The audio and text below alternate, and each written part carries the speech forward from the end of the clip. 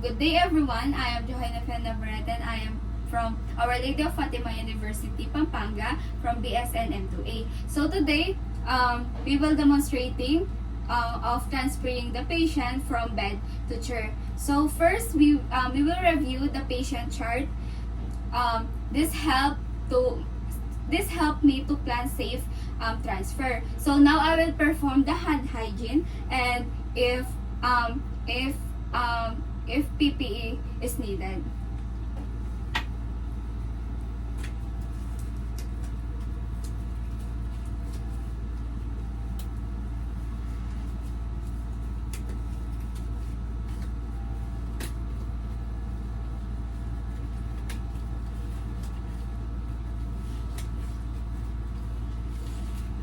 So first, we will identify the patient. So, good morning, sir. I am Johanna Fenabrete, your student nurse today. So, sir, may I see your ID badge, sir, for verification and confirmation? Okay. So, next is, I will now provide privacy for the patient. I will now close the curtains and lock the door. So, next is, I will now position the bed. So, I will place the bed in the lowest position. Raise head of the bed. So assume that I already lowered the bed. So next is I will now lock the bed and the chair or the stretcher. So assume that I already locked the chair or the stretcher and the bed. So next is I will now assist the patient to move off the side of the bed. So sir, can you please move the side of the bed? Okay. So next, I will lower the side of the rail. So assume that I already lowered the rail. Next is I will now assist the patient to sit on the side of the bed. So sir, can you sit on the side of the bed? Okay. Next is I will assist if the patient assess for dizziness. So as you can see, the patient is all goods. Next is, I will now apply the rope. So, assume that I already applied the rope. Then, the non-skid footwear if needed. So, I will now apply the footwear.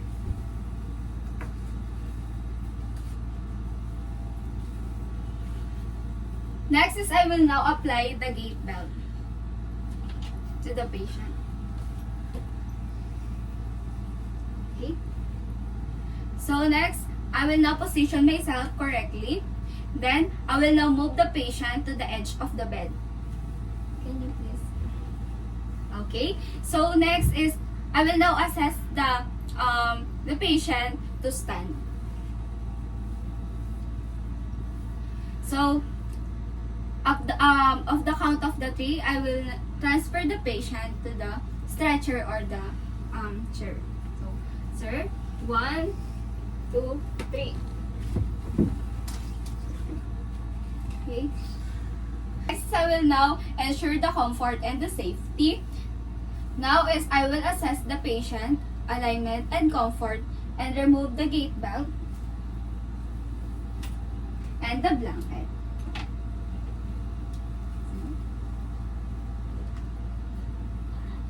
Next is I will now clean and transfer equipment according to facility and policies. So next, we will transfer the patient from the chair or wheelchair to the bed. So on the count of the 3, I will transfer the patient to the bed. However, in clinical settings, we must have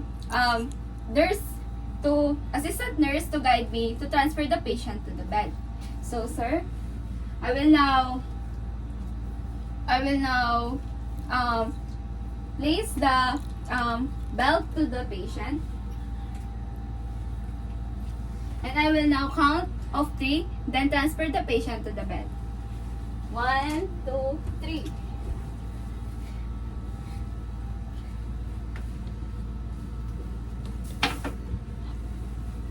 Okay.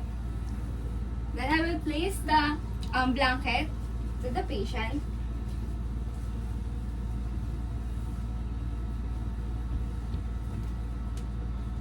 Are you comfortable now, sir? Yes. Okay. So I will now clean the equipment and perform hand hygiene.